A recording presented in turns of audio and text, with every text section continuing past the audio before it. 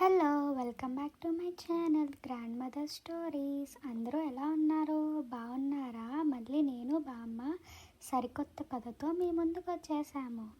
కథకి టైం అయింది, కానీ బామ్మ ఎక్కడుందో ఏంటో వెతుకుతాం. బామ్మ బామ్మ ఏంటే చిట్టి తల్లి అలా అరుస్తున్నావు?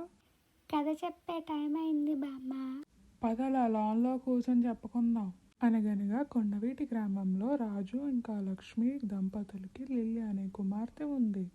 లిల్లీ చక్కగా చదువుకుంటూ తన తల్లిదండ్రుల మాట వింటూ ఇతరులకు సహాయం చేస్తూ ఉండేది.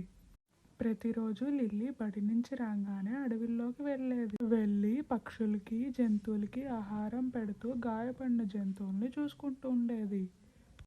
ప్రతిరోజులాగే అడవి నుంచి ఇంటికి వెళ్తున్న సమయంలో లిల్లీ ఒక గాయపడిన బుజ్జి నక్కపిల్లని చూసింది. ఆ నక్కపిల్ల లిల్లీని చూసి వణికిపోయింది. లిల్లీ ఆ నక్కపిల్ల పరిస్థితిని చూసి ఎలాగైనా దానికి నయం చేయాలనుకుంది. దాన్ని ఇంటికి తీసుకెళ్ళి దానికి ఆహారం పెట్టి కాలుకు కట్టింది. లిల్లీ ఆ బుజ్జి నక్క పిల్లకి రస్టీ అనే పేరు పెట్టింది. లిల్లీ రస్టీ చాలా స్నేహంగా ఉండేవారు. ఎక్కడికి వెళ్ళినా లిల్లీ రస్టీని తీసుకెళ్లేది. అంతేకాదు వాళ్ళిద్దరూ కలిసి ఎన్నో ప్రదేశాలు చూస్తూ ఇతరులకు సహాయం చేస్తూ ఉండేవారు. లిల్లీ తన రహస్యాలన్నీ రస్టీతో పంచుకునేది. కొద్ది రోజుల తర్వాత లిల్లీ రస్టీలో మార్పును గమనించింది. ఒక్కడే అడవిలోకి వెళ్ళిపోయి ఎంత పిలిచినా వచ్చేవాడు కాదు. రాత్రి ఎప్పటికో ఇంటికొచ్చి పడుకునేవాడు. ఇలా రోజు సాగుతూ ఉండేది.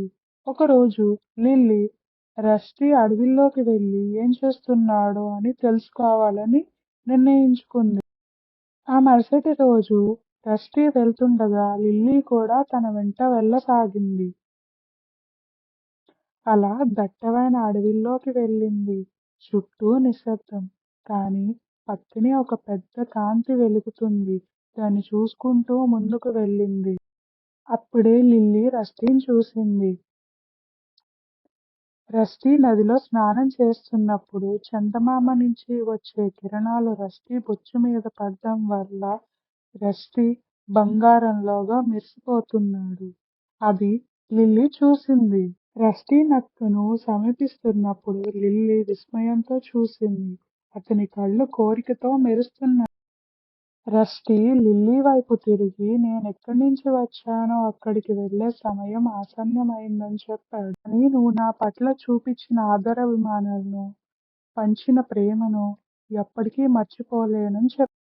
బరువెక్కిన హృదయంతో లిల్లీ రస్టీకి వీడ్కోలు పలికింది. నేను కూడా నిన్ను మర్చిపోనంటూ అంది. ఆ తర్వాత రస్టీ చీకట్లోకి అదృశ్యమయ్యాడు. లిల్లీ తనెక్కడి నుంచి వచ్చాడో అక్కడికి వెళ్ళాలనుకుంటూ తన స్వేచ్ఛే నా స్వేచ్ఛ అనుకుంటూ తను కూడా తిరిగి ఇంటికి వెళ్ళిపోయింది. లిల్లీ ఎప్పటికీ నిలిచిపోయే పాఠం నేర్చుకుంది.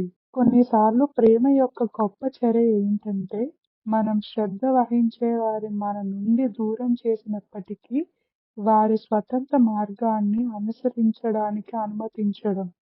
సో చూశారు కదా ఫ్రెండ్స్, బామ్మ చెప్పిన కదా నాకు నచ్చింది, మీకు నచ్చిందని అనుకుంటున్నాను. అలా నచ్చినట్లయితే లైక్ చేసి, షేర్ చేసి, సబ్స్క్రైబ్ చేసుకోవడం మాత్రం మర్చిపోకండి. మళ్ళీ నేను బామ్మ ఇంకొక సరికొత్త కథతో మీ ముందుకు వచ్చేస్తాము.